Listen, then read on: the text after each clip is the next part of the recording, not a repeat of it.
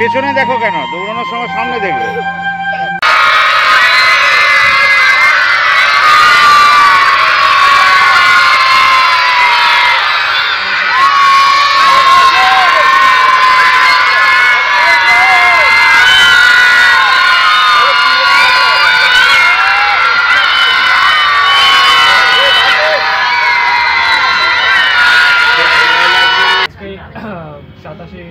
December আমাদের বাগবাজার সারদা প্রাথমিক বিদ্যালয়ের পক্ষ থেকে একটি বার্ষিক ক্রীড়া প্রতিযোগিতা অনুষ্ঠান আপনারা অসাধারণভাবে করেছেন এবং আমাকে একটি ছোট্ট দায়িত্ব দেওয়া হয়েছিল ফার্স্ট সেকেন্ড থার্ড ধরার।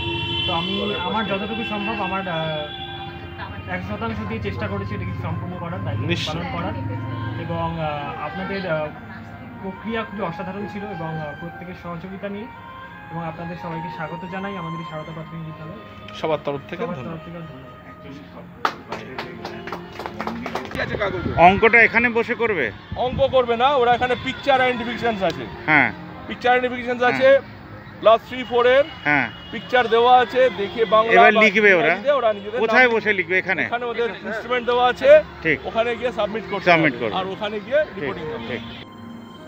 বর্তমান সমাজ ব্যবস্থা সোশ্যাল ওয়েলফেয়ার ডিপার্টমেন্টের যা পরিস্থিতি, সমাজের সামাজিক দিকগুলো দেখলে ইউনাইটেড ফাইন্যান্স অর্থাৎ যারা পিআইএ পেয়েছেন, women and child development office থেকে, মিনিস্ট্রি অফ সেন্ট্রাল গভর্নমেন্ট, তো আমরা বিভিন্ন সোসাইটিকে, বিভিন্ন ফার্মকে, বিভিন্ন কনসালট্যান্টকে বিভিন্নভাবে সহযোগিতা করার প্রতিশ্রুতি দিচ্ছি।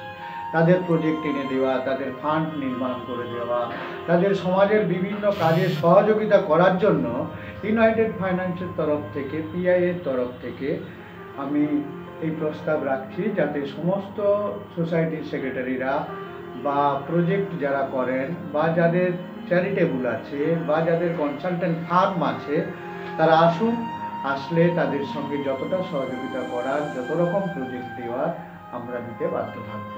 সকলকে অভিনন্দন রইল ইউনাইটেড ফাইন্যান্স সোসাইটি অফ ইন্ডিয়ার তরফ থেকে।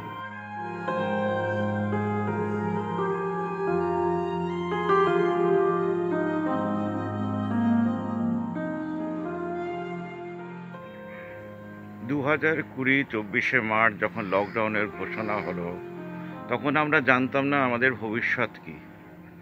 হাজারো হাজারো মানুষের পথ হাঁটা, রেল লাইনের ওপরে মারা যাওয়া এবং জানি না আর কি কি হতে চলেছে, যে খবরগুলো আমরা পাই না সেগুলো নিয়েও তো বলা দরকার।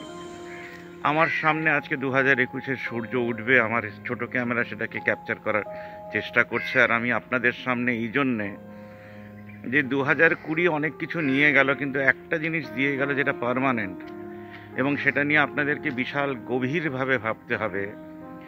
নাগরিক মুভমেন্ট, নাগরিকদের উঠে দাঁড়ানো, কৃষকদের রাস্তায় দাঁড়ানো। আপনারা অনেকেই ভাববেন যে এই 3টে বিল উঠে গেলে কি কৃষকদের সমস্যা মিটে যাবে।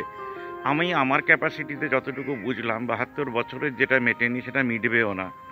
তার কারণ হচ্ছে তাদের আসল সমস্যা হচ্ছে সুদ, তাদের আসল সমস্যা হচ্ছে জিনিসের দাম বেড়ে যাওয়া, তাদের আসল সমস্যা হচ্ছে যে নাগরিক সমাজ, তাদের পরিবার এখন 1000-2000 টাকা করে এক্সট্রা খরচা করছে এই সবজি কেনার জন্যে, ডাল কেনার জন্যে, যে তেল লাগে না রান্নায় সে তেল দিয়ে রান্না করার জন্যে।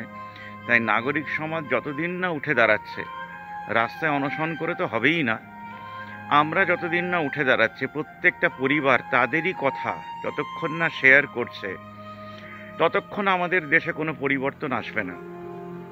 নাগরিক সমাজের উঠে দাঁড়ানোর জন্য খুব একটা চেতনা বোধ যে চাই তা না, তার বাড়ির খরচাটা কমানো দরকার, তার মেয়ের বিয়েতে 120 কোটি লোক দাঁড়াতে পারবে সেই সিস্টেমটা দরকার। আর একটা কথা বিরাটভাবে বলা হয়, জাত পাত এগুলোর ওপরে কি আমরা উঠতে পারবো না? এইগুলোর ওপরে ওঠার তো খুব সহজ পথ ছিল। পাড়াভিত্তিক আর্থিক আন্দোলনে মাসে একদিন যদি আমরা একসঙ্গে বসে খেতে পারতাম, একটা আর্থিক তহবিল গড়ে, আজকে ধরুন পাড়াতে 5000 লোক থাকে, তো তাদের মাথায় 7 জন থাকলো, এমন আর্থিক তহবিল গড়ে তুললো। আমি যদি শ্রীরামপুর দিয়ে এক্সপ্লেন করি, 29টা ওয়ার্ড যদি এক মাসে 1 কোটির ওপরে তোলে, তার মানে তারা প্রতি মাসে কোনো না কিছু জিনিস করে উঠতে পারবেন, বা অ্যাডিশন টু যেটা করেছেন তার সঙ্গে অ্যাড করতে পারবেন। তাহলে 7 জন 7 জন করে যে কমিটি হবে, 7 জন 7 জন করে পাল্টাতেও থাকবে, একজন আমি ধরে নিচ্ছি সেই পাড়ার বেস হবে, যাকে আপনারা স্যালারি দেবেন, যেমন পিএমকে স্যালারি দেওয়া হয়, এবং তিনি পাড়ার ফ্যাব্রিককে ধরে রাখবেন। সাধারণ মানুষের উঠে দাঁড়ানোরই সকাল হচ্ছে 2021। যারা ভাবছেন এখনও রাস্তায় হেঁটে আলুর দাম কমিয়ে দেব, তারা আমাদেরকে শুধু বোকাই না, বোকাই বোকাই বোকাই বানিয়ে যাচ্ছেন। বোকার উপরে স্কোয়ার 3, 4 লাগাতেই থাকছেন। তার কারণ হচ্ছে চাষির ফ্যামিলির পাশে দাঁড়ালে একমাত্র তার যে উৎপাদনের কস্ট, সেটা যদি আমরা বিয়ার করি 100টা ফ্যামিলি বা 50টা ফ্যামিলি, তবে সে বাঁচবে। তাকে ব্যাংকে গিয়ে লোন নিতে হবে না, এবং তার যদি ফসল না ফলে তাহলে সেই রিস্কটা আমরাও নেব। তাহলে 50 জন মিলেও যদি একটি চাষির পাশে দাঁড়াই, তাহলে তার ঘরে গিয়ে থাকতে পারবো, তার প্রবলেম শেয়ার করতে পারবো, তার ভিডিও শেয়ার করতে পারবো। আসল সমস্যা দেশের কি, সেইটাকে তুলে ধরার নাম হবে ভারতবর্ষ, ভারতবর্ষের নাগরিক। তবে আমরা জগৎসভায় শ্রেষ্ঠ আসনও পাব। ভারতবর্ষই পথ দেখাবে, কারণ এখানকার নাগরিকরা এখনও মনে করেন যে তারা ইনোসেন্ট। অ্যাকচুয়ালি আমরা কেউ ইনোসেন্ট নই। আজকে যে জেল ভর্তি মানুষ, অসহায় মানুষেরা বাড়িতে বসে আছেন, তার কারণ হচ্ছে নাগরিক সমাজ।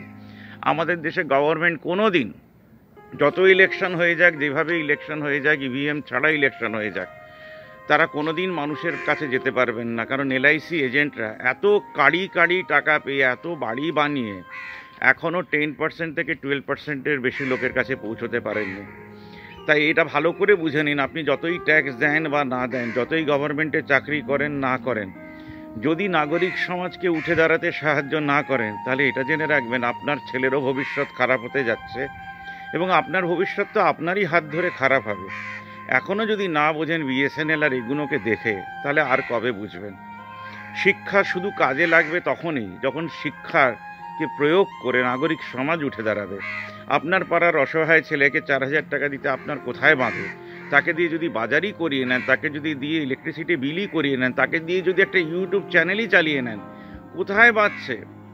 ইউটিউব চ্যানেলে চালানোর জন্য একটি শহর একটি মানুষকে কেন, আজকে শ্রীরামপুরকে যদি আমি ধরতেও চাই, 7 থেকে 8 জন লাগবে ভিডিও এডিটর, যারা এই কাজটা করবে। শহরভিত্তিক আন্দোলনের নাম হয়ে উঠবে ভারতবর্ষ। সেই পথের দিকে আসুন আমরা এগিয়ে যাই, এবং ভারতবর্ষকে নতুন রূপে সাজাবে আমাদের দেশের স্পোর্টসম্যানরা, যাদের পেছনে কোটি কোটি টাকা খরচা হয়ে যায়, কিন্তু তাদের কোনো গুরুত্ব নেই আমাদের দেশে। জাতপাতের ওপরে তারা উঠবে। এটা নিয়ে ডিটেল আলোচনায় যাব কৃষ্ণেন্দু পাল, সেক্রেটারি অফ ব্যাকওয়া, এবং অ্যাভিনিউ কম্পিউটার বিরাটি। তার সঙ্গে ডিটেল আলোচনার পর ঠিক হবে ভারতবর্ষের স্পোর্টস পার্সনদের ধরে কি করে শুধু ভারতে না, পৃথিবীতে চেঞ্জ আসবে। ধন্যবাদ।